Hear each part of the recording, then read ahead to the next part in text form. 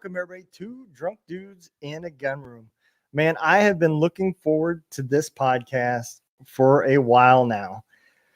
It was supposed to happen a while back, and due to my lack of scheduling skills, it got messed up. But we're here today, so I want everybody to learn a little bit more about Scotti Fraser, Marine veteran, 10 years in the military, and now he is out rocking the stages for all the veterans. Let's bring on Scotti Fraser. What's up, man? Hey, good to be here, man. Good to be here. I'm excited, man. I jam to some of your music all the time, and I ain't just saying that. Yeah, man. So give everybody a quick background of a little bit about who is Scotti Fraser. Who is Scotti Fraser? I am a singer, songwriter, and band leader out of Texas, more specifically Houston, Texas, the big city of Houston, right down the road from the Gulf Coast beach. And I'm originally from the West Coast. I grew up in rock and roll. I grew up with a guitar in my hand and a dream in my heart to serve my country. And I'm extremely blessed to say that mission accomplished on both of my dreams. I grew up playing the same stages that Nirvana played, got to stand on the same stage that Jimi Hendrix and Led Zeppelin played at the Fillmore, and got to play on the Whiskey where Motley Crue started. Wow. Always been a very patriotic guy that wanted to follow in the footsteps of my family members. I joined the Marine Corps, and through the hard work and the cold and the wet and the pain and the blood blisters and the hungry and the bullets flying, I decided to stick around for a while because I loved the camaraderie and I loved being with my brothers. And that career over the course of 10 years molded these stories that are now my songs from my recent album and what will be part of a second album coming out in 2024. And so now I like to say that I'm finding my way home and finding hope one song at a time, and try and bring camaraderie and hope and positivity to our veteran community, and try and sing songs, original music that inspires those people to empowerment and hope, and bring that veteran community all together through a good rockin' time, and keep moving forward. Yeah, brother. I think that is another check the block mission complete, man. Because you are, I follow your Facebook page and all the events that you're at and everything, dude. I can tell you love what you're doing, and that's one thing that makes it authentic. Is like you said, they're your stories. They talk exactly about your events and how a lot of us veterans feel, man. Right. And, that's an honor. That's the whole goal is, hey there, Shannon. Hey, what's up, Doc? These are stories from my experiences, but these are not just my stories. These are all our stories. Absolutely. So I like to think that my music is bigger than just me, myself. And I would be disingenuous if I took complete ownership of even my own songs, because this is your story, Shannon's story, your viewers, and all those men and women that served. These are all our stories, and I just want to be the one. I'm just the microphone, and I want to be able to put those thoughts and those stories into song, so we can have music with it. Okay. Well, let me ask you this: how old were you when you came in the Marines? I was an old guy. I was 25. Okay. Well, what drove you? I mean, because so you came out of high school, and what'd you do from there in between there and the military? So I came out of high school, and I got in kind of one of my first bands, started touring up and down the West Coast. Things moved pretty quick, and we just started gigging and playing gigs. And I ended up in one band, a rock band out of San Francisco called Mr. Hyde. And things got pretty good and big with that band. And, you know, the tide was changing in the 90s from that style of rock to grunge. Hmm. And the band kind of moved on from the style we were in and kind of disbanded. And although we had made some critical acclaim, it was time for me to move on to that next step. Okay. So I'd kind of reached a little bit of a mountaintop in rock and roll, playing Hollywood, San Francisco, the Northwest. But that dream to be in service, you know, to specifically to be a Marine, was just pumping my heart full of blood. And about 1992, I started my enlistment process with a recruiter on the West Coast, San Francisco area. And right before my birthday, 93, shipped to boot camp. And by God's grace, made it through and graduated a full-fledged Marine. So That's awesome, man. So did you go straight to the Marine recruiter, or did you look at any of the other branches before you chose, or was that like you knew exactly what you wanted to do? well, I tell you what, when Desert Storm happened and I was a young guy, I had long hair, may or may not have had an earring in my nose and some other things, and just starting to collect tattoos. Um, I was in San Francisco, and San Francisco, as its reputation is pretty accurate, was not very receptive to, you know, to Desert Storm, to the war, to troops fighting Right. and that kind of thing. But man, just seeing footage and news about troops going over there to serve their country, you know, whatever the cost, just was something I wanted to be part of. So I went down to the Marine recruiter, Okay. and I remember the windows were all smashed out because the protesters had already, you know, gotten to the recruiting offices. And the Marine recruiter looked really sharp in his uniform and really tough and strong and something to aspire to. And they just were not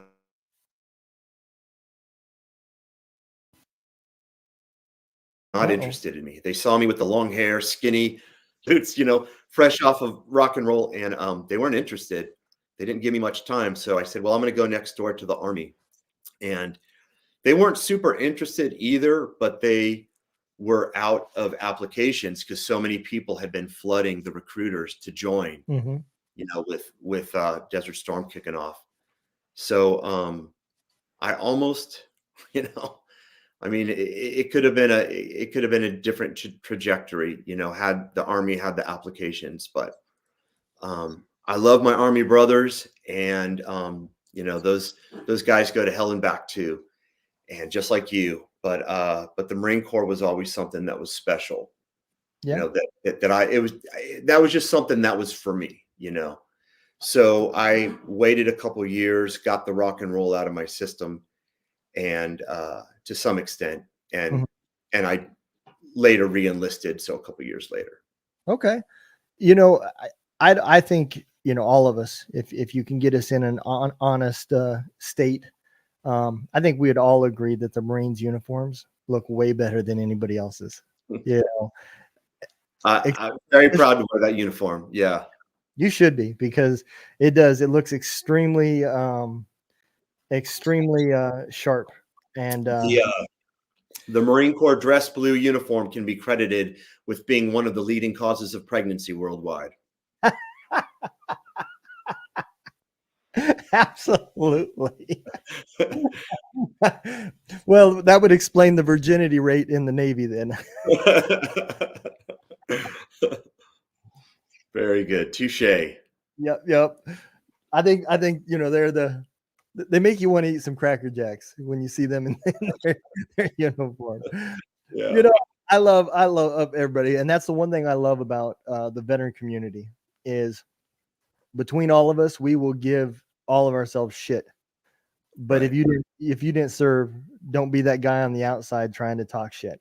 Right. Because, Right. We'll all talk crap amongst each other, but if we're all at a bar or somewhere in public and we've got, even if we have mixed service branches, you know, yep, you mess with one of our brothers or sisters, you're messing with all of us. yep, Yeah, absolutely. absolutely. Yeah. So you join in, and I know you did 10 years. Was you still playing music while you were in, or did you put the guitar down? And So I went the reserve route. okay, I kind of went backwards. I went reserve to active duty. I did the Um, same. okay, yeah. So I went the reserve route, and I was still playing music. Um, just playing a little bit different style with a little different hairdo, right? Hair's a lot shorter. And I Yep. kept playing music and kept working on those things. I actually had a child when I was really young. So, you know, was a dad, went to work and did all those things. And 1 weekend a month was put in the mud and in the bullets with the Marine Corps Reserve. And it was something I was very proud to do. Um, I wanted to be close to my kid and I wanted to keep doing music. So that's why I chose that route, trying to get the best of both worlds.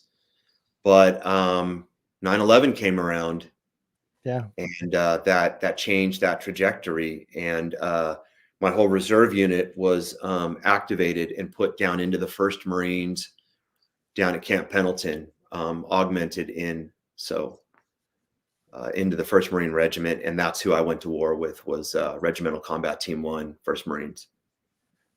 Wasn't for some reason that name, I don't know a lot about the units with Marines, but it seems like Shannon was tied with them too. Wasn't he? Was he with the Marines?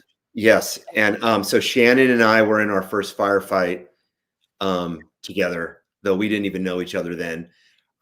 He was with another one of the battalions of the 1st Marine Regiment, and I was with that reservist battalion that had been activated. And yeah, we were in our Nasiriyah was the first firefight, and we were in that city fighting together, just maybe a couple blocks away. Who knows? Okay, that makes a lot of sense now, because when he was on the podcast, Every Day is a Saturday podcast, they were talking quite a bit about the Jessica Lynch scenario. Mhm. And I have a little bit of experience with that. And so because I heard the recording, I reached out to him and was talking to him about it. But that makes sense now, because y'all were both Right. at North Korea. Okay. Yeah. Yeah, we were both Regimental Combat Team 1. So he was a corpsman with the Marine Corps Infantry, and Marine Corps Infantry guys, we love our corpsmen. I know you Army guys love your medics, but Some of them. yeah. Yeah. Yeah. So let me ask you this. And I ask all the artists this. So since you were already playing guitar and everything else, when you deployed, did you take your guitar with you? Were you one of those guys that in some downtime was playing and everybody being around and just hanging out? Or It would have been really hard for me with how mobile I was in the Marine Corps to have something like that carried around and have it not get beat up and destroyed. Yeah. Or even find guitar strings when you Yeah. break a string or they go dull and won't stay in tune. But I was always really able to find a guitar, to come across one. I did a deployment before 9/11. I did a deployment to Guantanamo with First Fast Company, which is the Fleet Anti-Terrorism Security Teams. They do Guantanamo and Rota, Spain, and these security missions. And my roommate just acquired a guitar, and it was awesome. A little funny story on that is, so I'd have a little downtime, like you were asking, with the guitar, and was one of the few guys that played guitar. And on the windward side of Guantanamo, when you've got your, oh gosh, we'd be on fence line duty out in the minefields and doing our patrols along the fence line and all that for about 10 days straight. Then you get about 2 days off. And they had this bar that people who served in Guantanamo know. I think it's called the Banana Rat Bar. And it's a little outdoor, very Jamaica vibe. And they had a stage, and they had a cover band that was hired by the Navy to do music on the weekends for the troops and the dependents. And Under quite a few drinks, there was about 7 of us that commandeered all their equipment one night, and we did a semi-sober version of Knocking on Heaven's Door for about half an hour on their equipment. So it's cool to say that I got to play internationally, you know? Absolutely, man. But that And was really cool. All the Marines were cheering us on and the families, and, you know, it was a really cool experience. oh yeah, absolutely. You know, the one thing I heard you say, and I wish the Army would have deployed me to Rota, Spain. You know, Yeah. that's the deployment I would like to go on.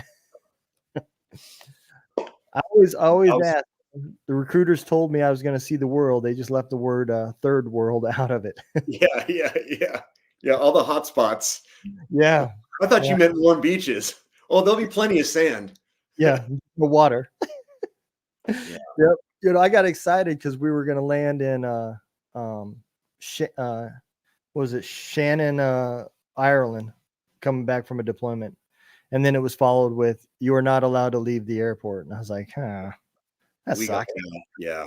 We so when we were in Guantanamo, we were hoping that we'd get, you know, like a freedom bird to take us on hoorah there, Chris. We were hoping that we would get a freedom bird to take us over to Puerto Rico. And you know, it sounds like you Army guys got the same weekend reputation that us Marines do, and they weren't letting us go. Yeah.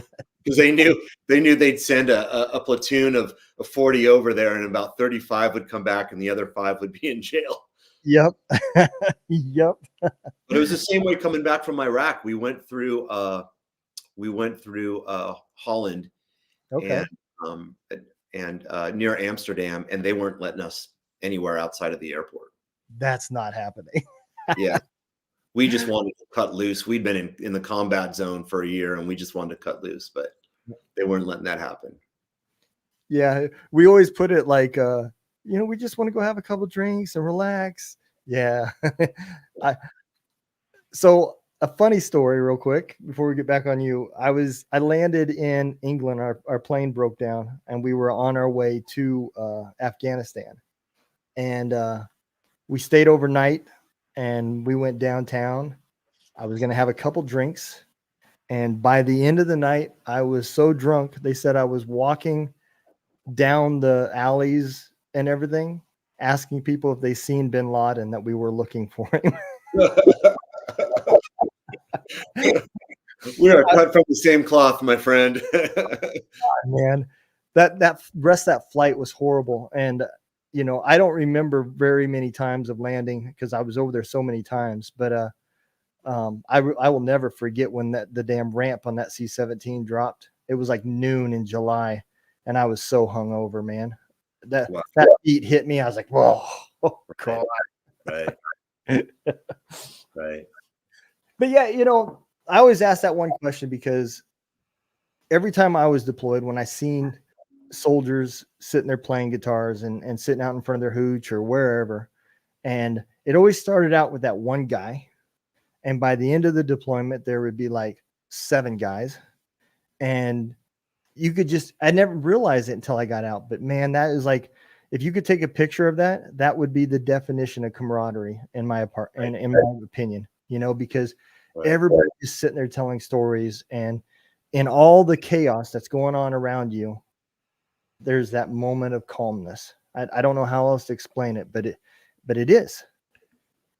Well, I think it's really, you know, the guitar is such a beautiful instrument that, you know, I think something that amazing that, you know, it's science and math, how the scales work, but it's art, the way that natural things, wood and metals put together to make something melodic.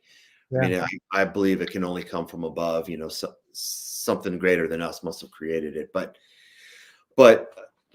my point is that it's always brought me peace wherever I've been. You know, there are those songs that remind me of being in Guantanamo. Those songs that remind me of that Case Logic CD collection I got off the Navy guy when we got back to Kuwait out of Iraq, and those songs I listened to. But one interesting story, if I can share, is that when we pulled out of Iraq after Saddam's regime failed and the combat phase that we were in, Mm-hmm. OIF-1 had ended, and they pulled us back to Kuwait, and we were just really floundering in 120-degree heat in the desert, waiting on a plane ride to go home. Yeah. And I was honestly dealing with some things, with some mood and some depression, and I think it hit a lot of guys, and I was having one evening where I was just sitting out by myself. I found some space just to be away from the crowd outside of these big, hot, huge troop tents. Mm-hmm. And I'm just feeling, it's probably 90-degree air, but it felt like a cool breeze.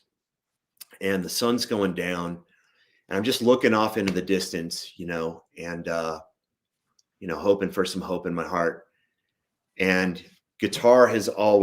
music has always healed me and been my centering. So I see someone walking from way out in the distance, out in the desert. Mm-hmm.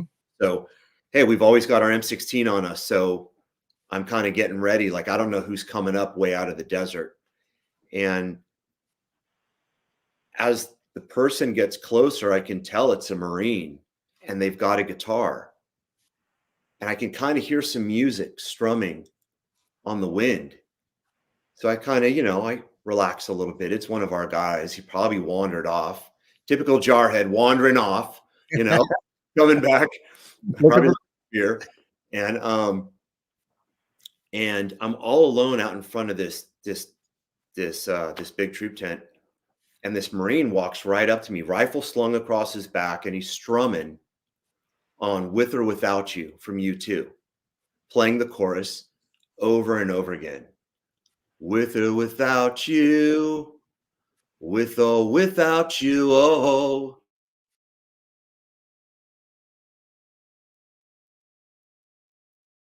I can't live with the... And he walks right up to me and he says, "Hey, bro, do you play?" And it was almost hard for me to play at that moment because guitar had always been a happy thing, like I wasn't really in that mental state to touch something so beautiful. But I picked it up and I strummed. He showed me the song and we kind of jammed out there in the desert, out in front. And I said thanks after a couple minutes, and it kind of healed me for that moment. Right. I feel that God was like reaching down saying, "Scotty, it's going to be okay. Like you're going to be all right. You're going to be all right." So I handed the guitar back to him, rifle slung across his back. He starts strumming the song and just walks off again. And I never saw him again. Wow. Yeah, And I definitely believe that, for lack of terms, I'll call it the higher power, but God does put us in the places, and that aha moment of I've just discovered why I'm supposed to be here. It comes to you when it's time, and all those things, maybe your purpose is what you're doing now, but had that one guy not came in front of you, that depression could have been put down worse and worse and Right. worse. And where you're at now would have never happened. And God putting that guy here, he's like, no, this is a deciding moment. I got to get him back on path, That was a big part of the trajectory of my life and of my service. That was like the healing of music. A guitar walks right out of the desert. Yeah. In the middle of a combat zone, right up to me. It was a really cool experience. So yeah, man. I agree. Well, why don't so I got 3 songs that I want to play. And the first one I believe is called Half the Way Home. And so we're gonna go and play this and let everybody hear what we've been talking about, and then they're gonna see why I also listen to you so much. So here we go. Thank you.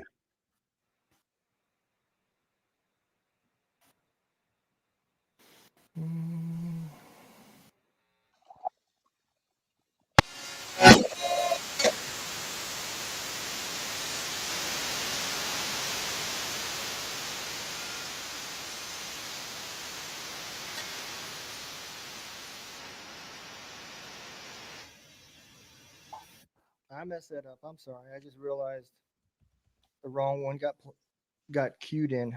No worries. I saw it in the right pane there on the side. Yeah, I noticed that 'cause I was like, something's not right. The one with the black background and the wings on there. Yeah, yeah. Yep. Share screen.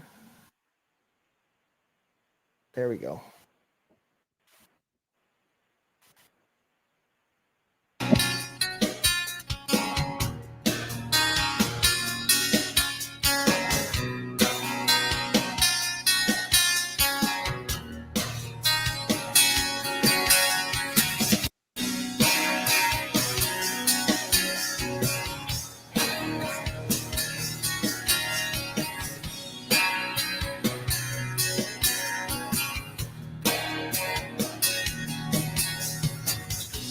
Standing on this runway, still in dirty boots. You in that dress as I'm holding on to you. I feel San Diego sun and ocean breeze, but I can't erase the things that I've seen. So will you wait for me? Because I'm half the way home. I'm only half the way home. I try to run, but that war won't let go. I'm only half the way home.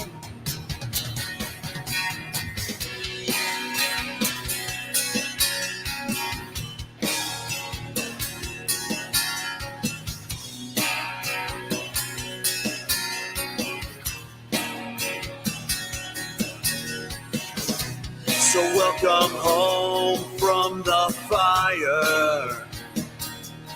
But it feels like my heart's wrapped in barbed wire. And as you're holding on to me, I just can't erase the things that I've seen. So will you wait for me?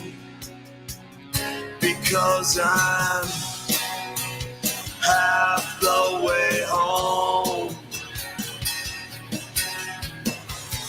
I'm only half the way home.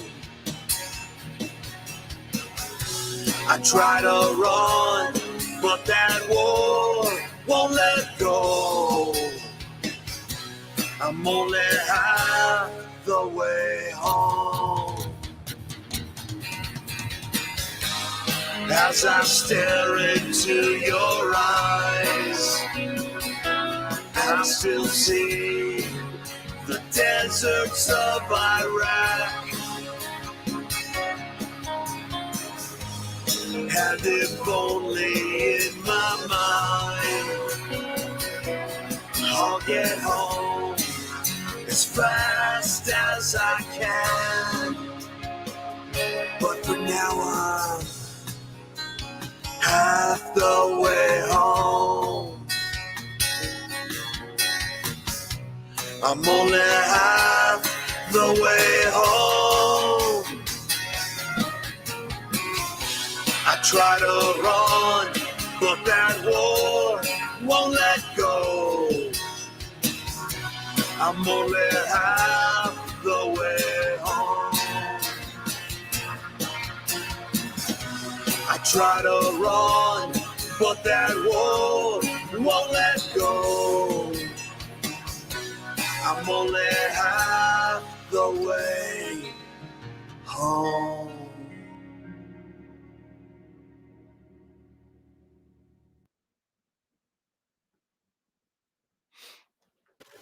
All right, man.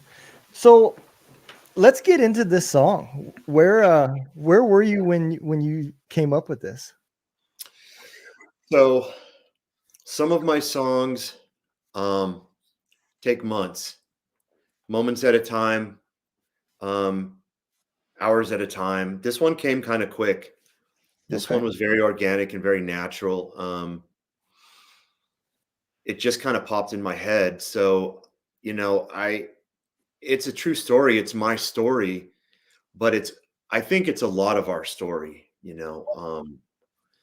And when I came home to San Diego, Camp Pendleton specifically, and I saw my wife, who was my girlfriend at that point, and it's almost hard not to get emotional. Vividly remembering seeing her, you know, it was like 1 o'clock in the morning. The families had been waiting and waiting and waiting, and um, you know, now they know what it's like when a Marine is told to go turn in your equipment at the armory, and that takes hours as well, you know. Yep. And I saw her, and you know, I was in formation, and I'm marching towards the uh, the building, the gym building where the families are going to welcome us. And she just found me out of the bunch. We all look the same. We're all filthy, you know, dirt and blood on our boots, and the filth of the Middle East, and still on us. And you know, hadn't really had many showers in half a year. And she just walks up and says hi, and I just didn't know what to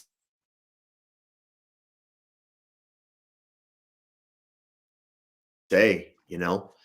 And so the song's really about just realizing that I left a part of myself in the Middle East.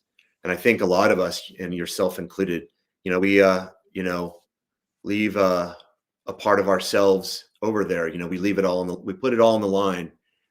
And you know, for me, I'm still trying to get home, like I said, one song at a time. Yeah.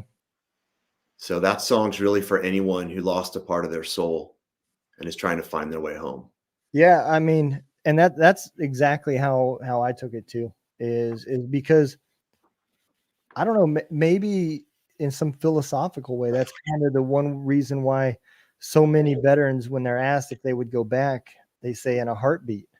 And Right. they always say because life is simple over there, but maybe it's because we have left a part of us over there. Right. And so, I mean, that would make sense. And Yeah.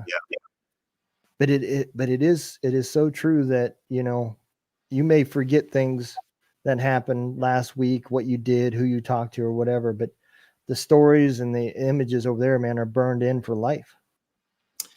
Yeah, you know, I may forget some names and places, but you know, I see the faces every night in my dreams. Yeah. And I vividly can remember, you know, and replay in my dreams specific alleyways in Baghdad, and you know, what Nasiriyah smelled like, and being in the mud, and that kind of thing. But you know, like I said, I'm really just the microphone. These are all our stories. Right. But you know, a lot of these songs for me, they honestly, you know, to be really transparent and vulnerable and honest, most of my music comes after a nightmare at 3 o'clock in the morning. In my home studio where I'm in right now, I go in the front of the house into this home studio, you know, at the moonlight coming through the blinds, and I try and digest my feelings and where I've been and what I replay in my head. You know, that tape, that VCR tape that keeps Yeah. replaying. And it's very cathartic and healing, and I just put it into these songs. And you know, I hope that other people can feel the same. You know, I hope that other people can say, hey, that's my story too. You know, I feel it. You know, and I agree. And I think I didn't even realize how much that was happening until because I was not a very big music person growing up. I listened, but I didn't really listen. And um after starting this radio station, man, the music now resonates to me because I can relate to it, you know. Right. And I think a lot of other veterans that find the radio station, they find that same thing. I've heard several people say it, you know, that it's like some of these songs was wrote about them. And Right. um I think it's an awesome thing what you're doing because you are reaching out to people, you know. and the paths that we all got put on, led us to sitting here at this moment, talking about this type of stuff. Right. So I think the music you have, like I said, brother, you are definitely reaching people. And I know this next song that we're going to play reaches out to me. For everybody who doesn't know, this next song is without a doubt my favorite. And if you can't have a good time with this song, man, we got to get you some counseling, because this is a good time song, man. So let's go and play one more, and then we're going to get into, because I believe the third one is your newer song, right? Half the Way Home that you just played is the newest song. Oh, okay. That'll be one of the lead songs off of my second album. My second album will come out in early 2024. We're finishing it in the studio, and Half the Way Home is one of the lead songs off of that new album. Okay. So I had it backwards. And well, before we get into this next song, then let's get into the new album. What is your plans? You said it's going to fully release in June, or are you going to release slowly up to June, or up to January? I'm going to slowly release singles, and I'll probably release a single about every 2 or 3 weeks is the goal. Probably about every 3 weeks till we get to the end of the year. And then we're hoping for a January full 10-song album release. Oh, okay. Awesome, man. The name of the name of the album will be Never Surrender. And it's really an anti-PTSD statement. It's a statement to stand against, when the darkness comes. I like to say, when the darkness comes, call on me and we'll fight the demons together, and it's really a call to that. And it's 10 songs that are inspired by times in service.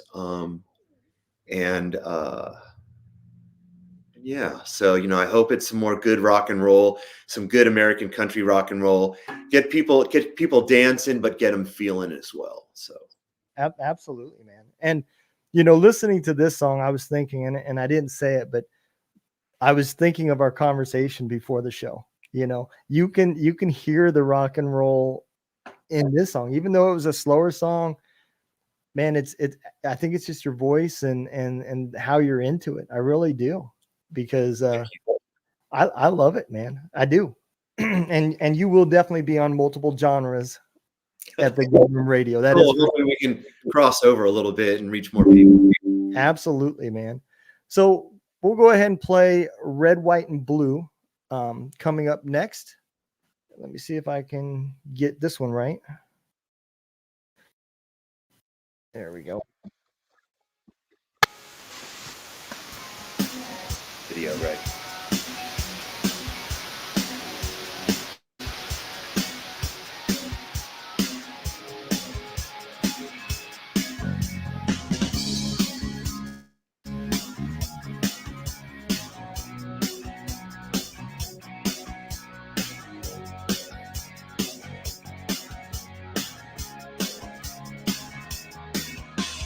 Seen her out in LA playing with the band.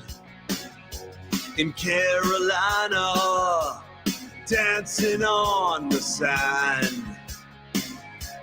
She's a star that's slipping through my hands, like the ones that fell on Alabama.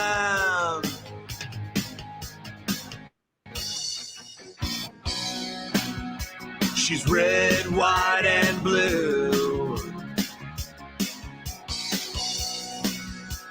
Red, white, and blue.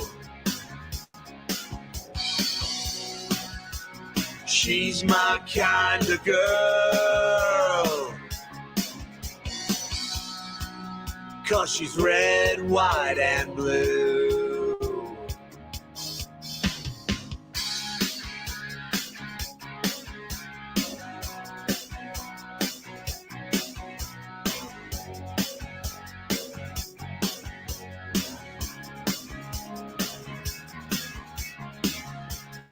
She'll get you high as the Colorado skies.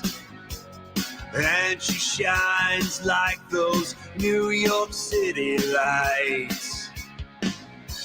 As tough as Texas, and brother, she just might knock you to the ground if you start a fight.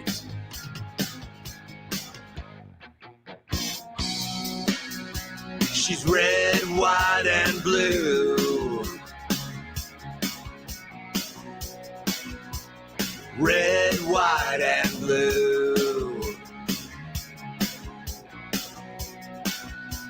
She's my kind of girl,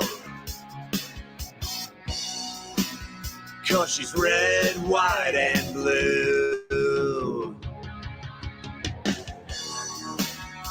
She'll wait there in the harbor, holding up her light.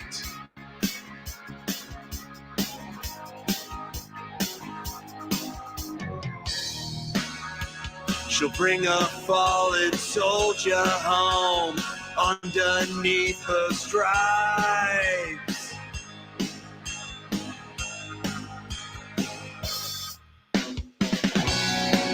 She's red, white, and blue. Red, white, and blue. She's my kind of girl, 'cause she's red, white, and blue. She's red, white, and blue. Red, white, and blue. She's my kind of girl, 'cause she's red, white, and blue.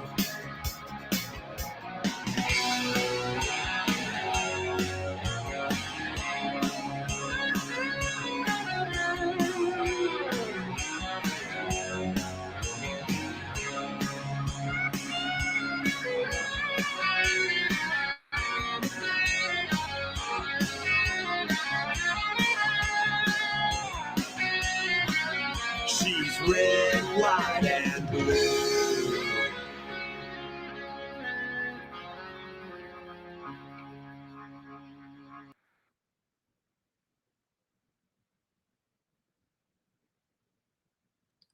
All right, man. I love that song, bro. Yeah, it's pretty special to me too. Dude, if you can't get behind that, we just can't be friends. I don't know what to tell you. Thank Man, you very much for the kind words. if that song can be taken so many ways. I mean, it could be talking about the love of a girl, or it could be talking about the love of this country. And I just love it, man, because in so many ways, you know, family is kind of what helps make this country. Right. And man, you added all that together. I'm sorry, man. I love that song, dude. Well, I was just sitting one night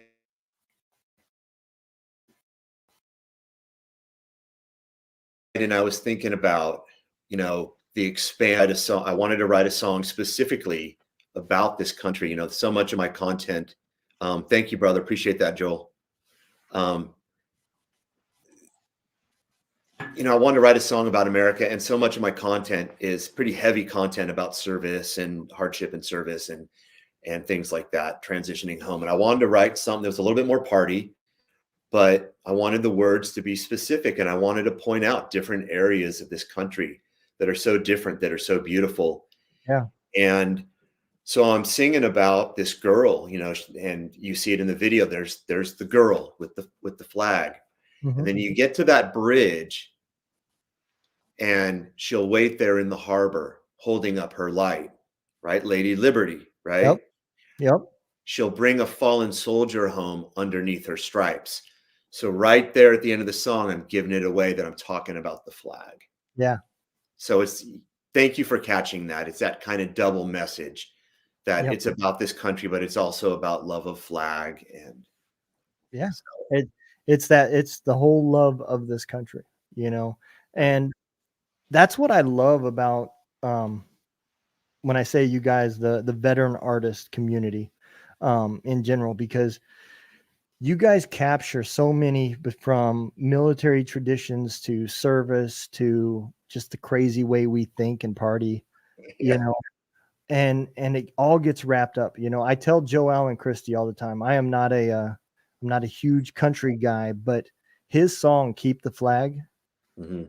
runs chills down my back, man. It is. I have never heard anybody capture a military funeral the way he did in that song. And you know, just like with your music and this, you know, tying in the love, what you think is going to be family, into this country, because it does all tie together, you know. I like to say at my shows, so before I do that song, that's usually my closing song. So and I like to say that, you know, I've been around this world a bit, and some places good and some not so good. Mhm. And I let people make their own decisions, their own judgments. You Right. know, my job is not to tell you whether to go left, right, up or down or whatever. It's to tell you my story from firsthand experience, and you draw your own conclusions. Right. Just the storyteller, just the microphone. But I like to say, it's like, look, I've been around this world, and when you compare some places that I've been to in service, that I think that from my experience, even on our worst day here, we're still doing pretty darn good. Yeah. And I'm very proud to be an American. I'm very proud to have served this country in uniform. And, you know, I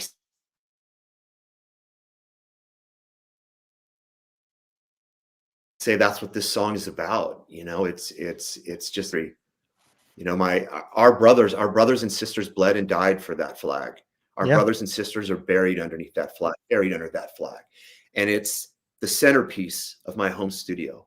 And it's tattooed on my arm, and it's tattooed on my soul.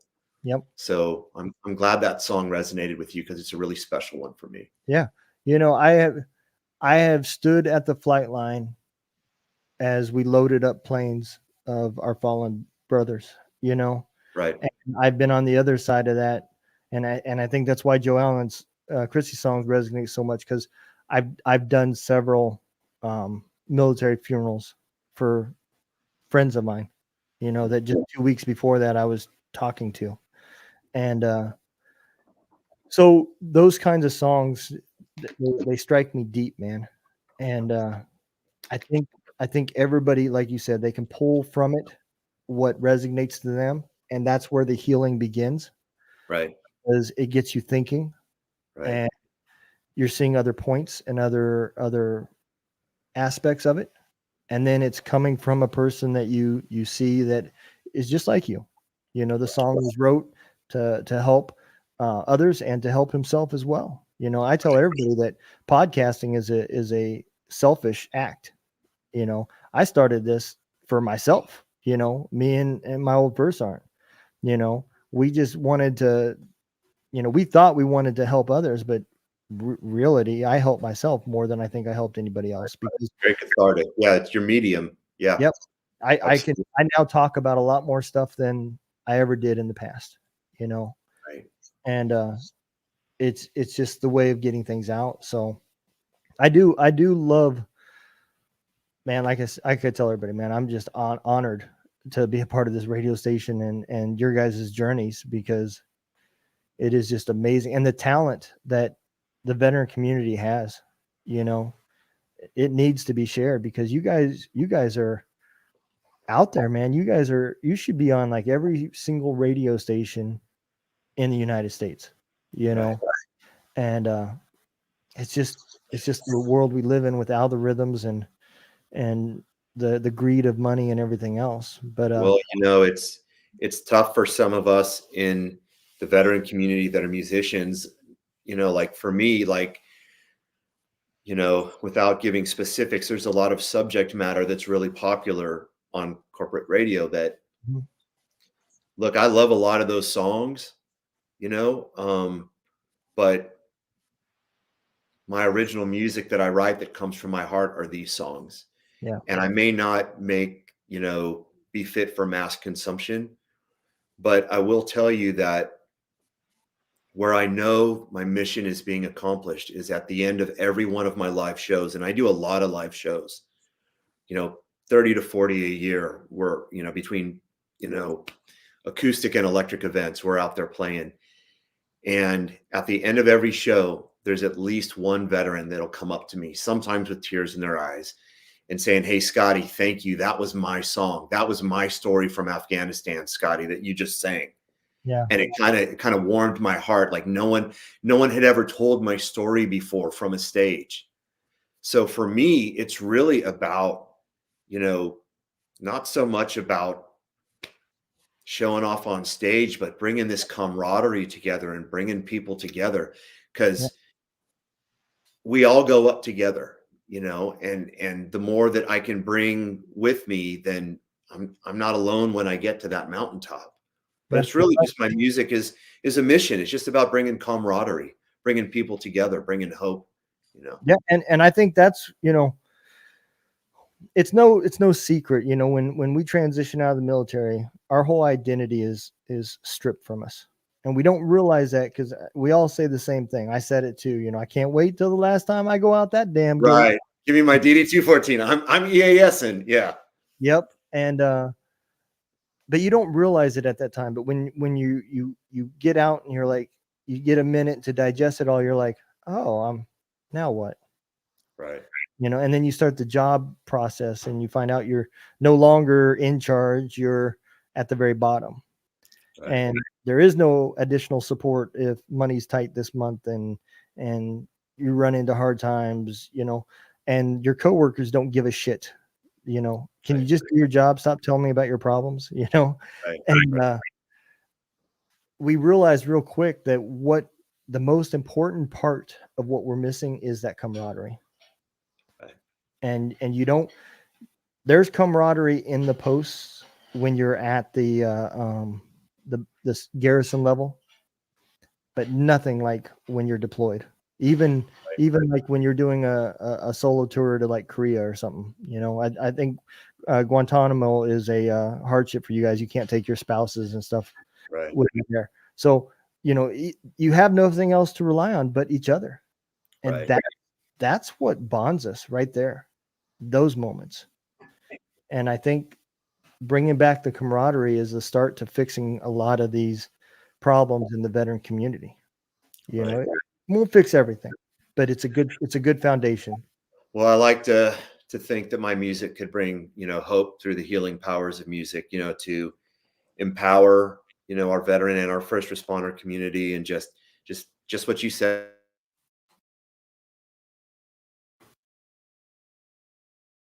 Just that's my whole goal, is just to bring people together. Yeah, man.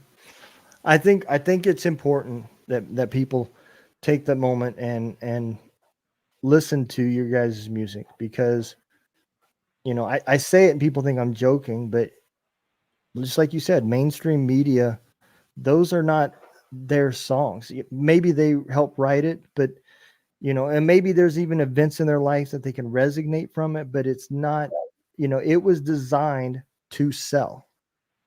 Yeah. Not designed to tell their story.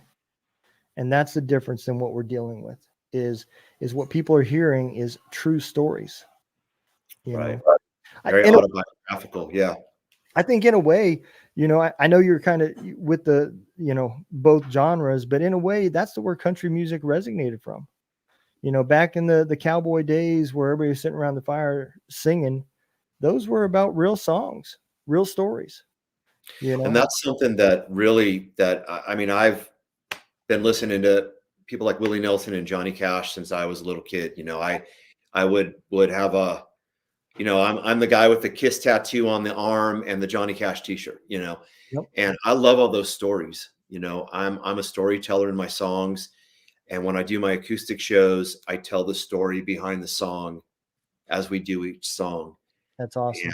And, like I said at the beginning of our time together, these are not just my stories. It's in my voice, but it's all our story. So, but that's Absolutely. something that I've always enjoyed about a good country song is those stories.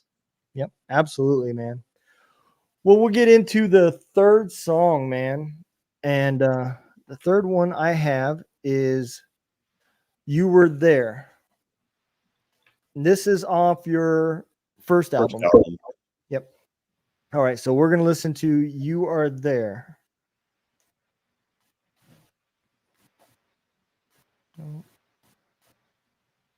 There it is.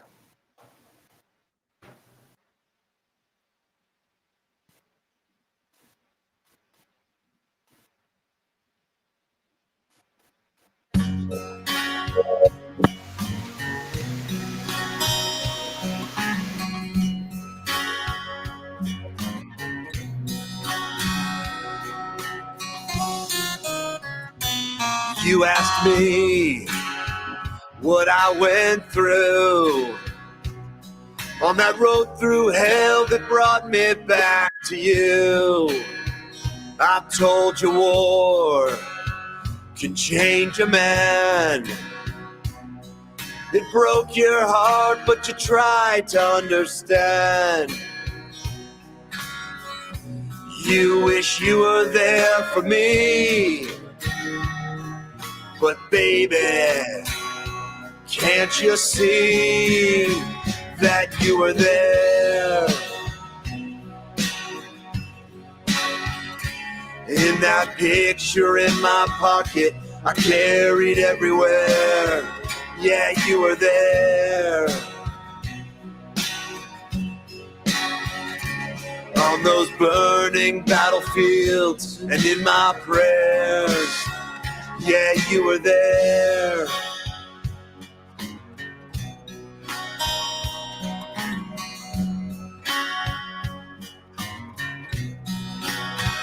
When the desert moon began to rise, if I could find a quiet moment in the fight, I'd read your letters, every one of them. And they gave me hope I'd kiss your lips again. You wish you were there for me, but baby, can't you see that you were there?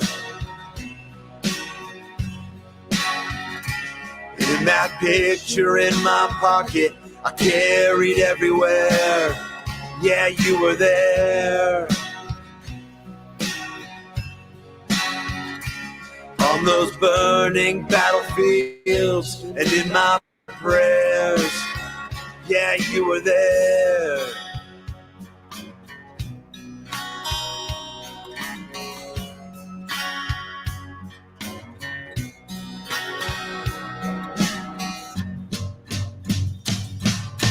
And I know you fight battles of your own.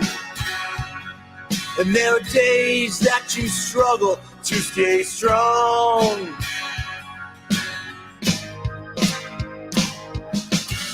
But I'm here for you, 'cause you were there.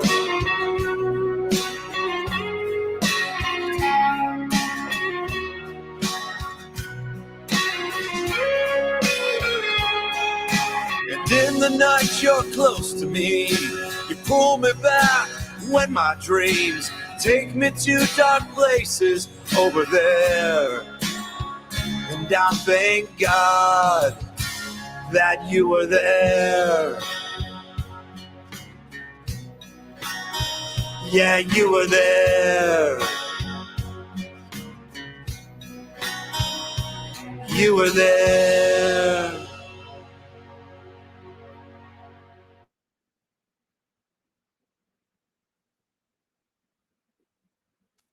All right, man.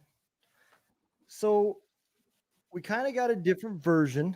That song's a little bit slower and everything. Right. Where did this song originate from? Because I'm going to tell you, this was really the first time I sat down and really listen. And I had this image in my head when, in this one part, but I'm going to wait until you're done. And then I'm going to tell you what I visioned.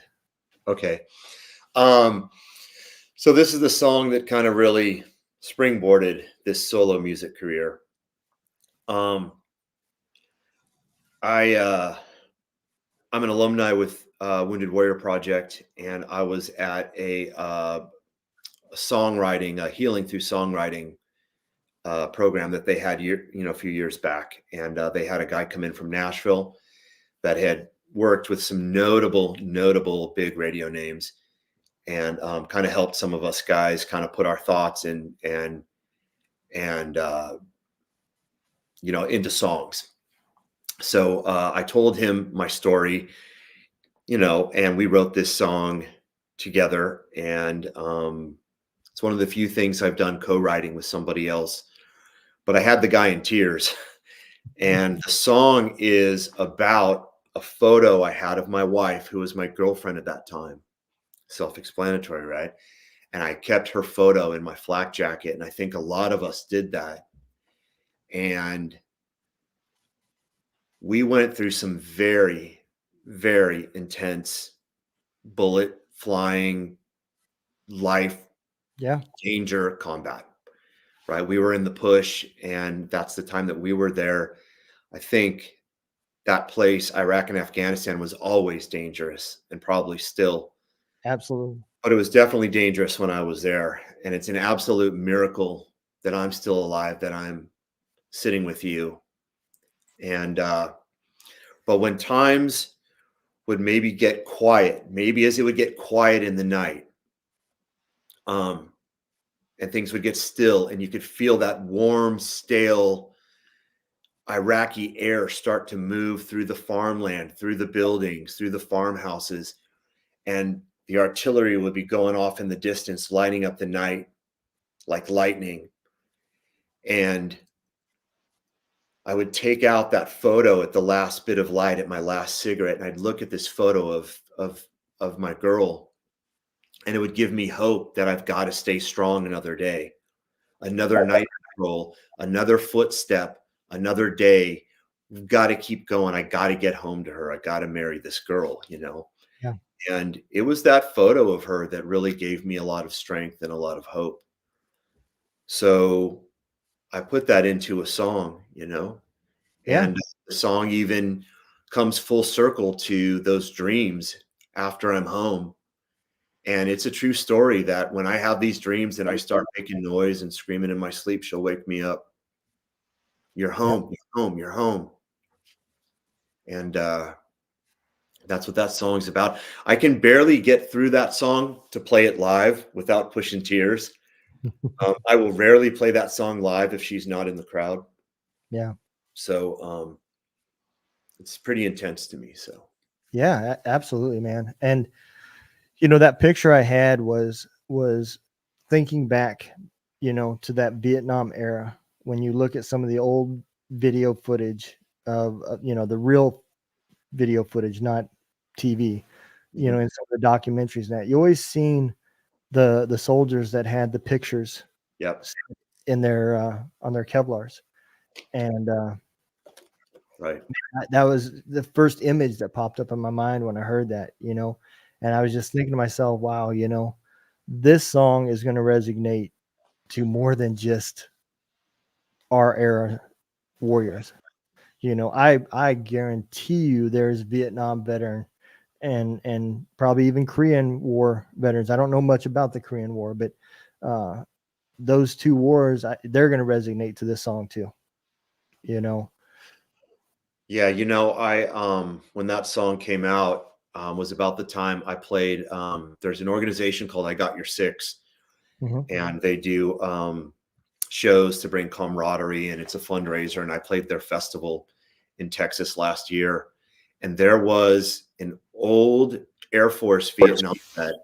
He was one of those Air Force guys that did a lot of the forward operating stuff, and it was really cool to meet him. And he came to the show and he said, "Hey, I heard this song, and it reminded me of when I was in Vietnam, and I wanted to meet you in person. So just what you said, maybe it is crossing generations, and maybe it is reaching people.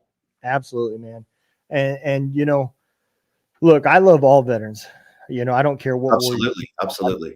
went to war, but you know, I tell everybody, we may have a mental health pandemic in America with this generational war that we're in, right? But I'm going to tell you what the biggest difference is. We are lucky because when we came back, we had a country that loved us and was proud of us. Right. You know, not every soldier got that. You go back to the Vietnam era and they had nobody to talk to because everybody was either spitting on them, calling them baby killers, you know, protesting them. They had nobody to talk to. And PTSD was not as well pushed and known as it is today. So, you know, I do consider myself lucky in that aspect. But there's soldiers that went generations without help. And it's a shame. Yeah, you know, my wife grew up as a young teenager with her dad, who was a Vietnam vet, Marine Corps infantry Vietnam vet, and you know, he has the emotional wounds of war very heavily, even to this day. And she grew up protesting with signs in front of the VA in San Francisco Bay Area for you know, protesting for his and his buddies' benefits, for help, you know, just really for help, you know. And so she grew up with the signs protesting for veterans, even back in those days, back, you know, 80s and 90s. Yeah, absolutely, man. You know, and good for her because those warriors, you know, they got shit on, you know. And I heard another podcast, and I don't want to take the story super deep, but I heard another podcast that had a World War II veteran on it. And the one thing he said that I just couldn't get it out of my mind. I believe it was on Joe Rogan. No, you know what? It was on the Sean Ryan show. He asked him about PTSD. And I don't 100% agree with what he says, but the ending makes a lot of sense. He said, we don't have PTSD. He said, that's your generation problem, not my generation problem. He said, you came home and you had some bad dreams, but they went away. And Sean asked him, he said, well, what do you think the difference is? He said, because we fought a war that was worth fighting. You guys fought a war that the government lied to you and put you in. Afterwards, you felt betrayed because it wasn't what you thought. And it kind of made me think, you know, because in a way, I kind of felt that way. You know, I felt that we were over there to do good and to help the people. And then when I got back and I seen it from a different perspective, I wasn't so sure, you know, that was the real reason why we lost all of our brothers and sisters. And so it does make sense that this generation has questions, especially when you look at the way we pulled out, the Afghanistan pullout. You know, the one thing I always said through this whole time was at least my grandkids or my kids won't be back in this shithole having to deal with this. Yeah, and you know, I was, you know, thank you for you know, sharing your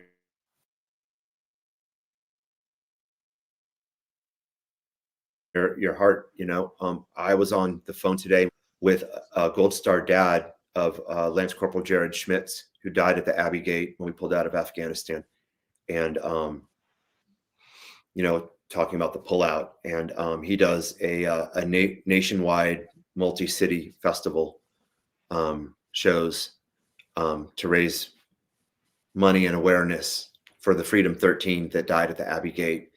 And yeah, I was actually on the phone with him today, and I'll be played one of the events last year, and I'll be playing another one this year. So, you know, awesome, try and tackle some of those. Yeah. You know, the Sean Ryan show, man, he brings on so many awesome guests. And he had a guy on there was at the gate. He's now missing, I may have it backwards, but he's missing left arm, right leg, or vice versa. And He had 150 ball bearings Wow. put in his body from that explosion. And Wow. I learned so much more from hearing his story than any news media outlet would ever tell you. You know, what happened did not have to happen. And that's the bottom line. There didn't have to be an explosion. It was preventable. And now there's 13 more Gold Star families because of it, you know? Right. So, Very tough. Very tough. Any loss of life is tough. Yeah. Especially our brothers and sisters. Yeah. Yes, sir. Well, let me ask you this, man. Where is your next tours or spots that you're going to be playing at? Where can people see you? All right.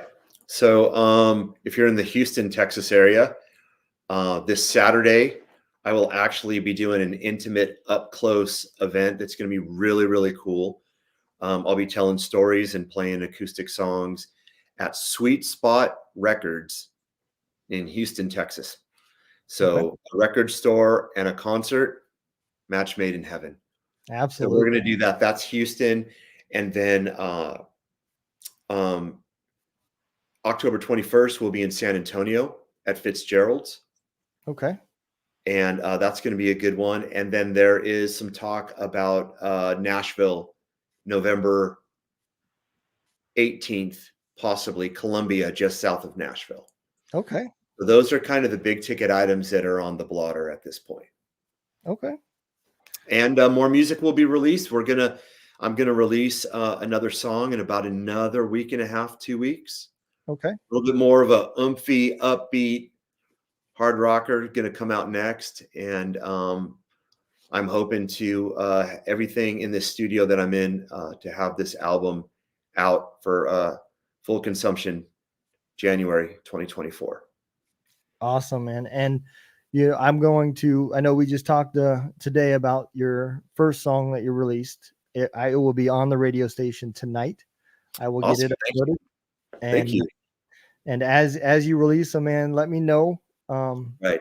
About to come out. Text you directly and let you know. Yeah, I'll absolutely broadcast it to you. Yeah. Absolutely, brother. Well, man, it has been an honor to share the stage with you. And I absolutely loved this conversation, man.